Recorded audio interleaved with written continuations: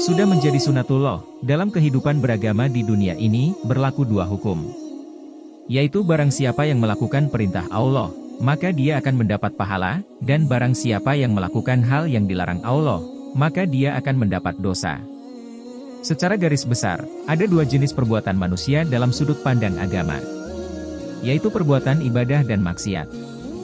Tak bisa dipungkiri, setiap dari kita hampir pernah mengerjakan yang namanya maksiat. Secara bahasa, maksiat bisa diartikan segala bentuk perbuatan yang bisa menyebabkan dosa atau pembangkangan. Apabila seorang hamba bermaksiat kepada Tuhannya, artinya adalah orang tersebut menentang kuasa Allah Subhanahu wa Ta'ala.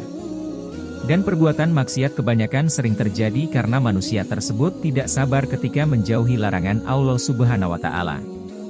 Selain itu, kurang kuatnya iman bisa menjadi penyebab terbesar dari seseorang untuk melakukan perbuatan maksiat. Meski maksiat bisa menyebabkan dosa besar dan mendapat hukuman dari Allah, akan tetapi tidak semua pelakunya akan masuk neraka. Orang yang pernah melakukan maksiat pun insya Allah tetap bisa masuk surga. Suatu contoh orang yang melakukan korupsi atau menggunakan uang kas masjid.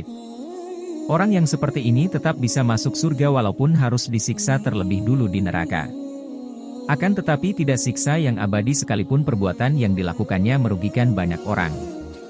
Lalu dosa apakah yang membuat pelakunya abadi di neraka? 1. Dosa kafir. Secara bahasa, kafir berasal dari kata kufr, yang artinya menyembunyikan atau menutupi.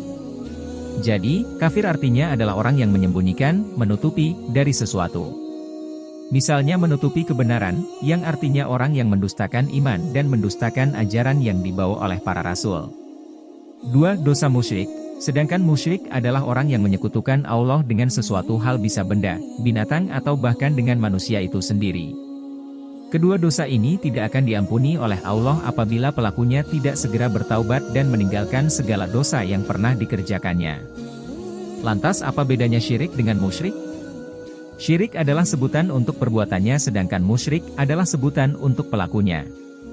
Oleh karena itu pahami dan telitilah dengan hal yang samar-samar yang bisa menjerumuskan kita kepada kemusyrikan karena sekilas terlihat tidak menyekutukan Allah padahal jika kita mau berpikir dan mengkaji lebih dalam perbuatan tersebut jelas menyekutukan Allah.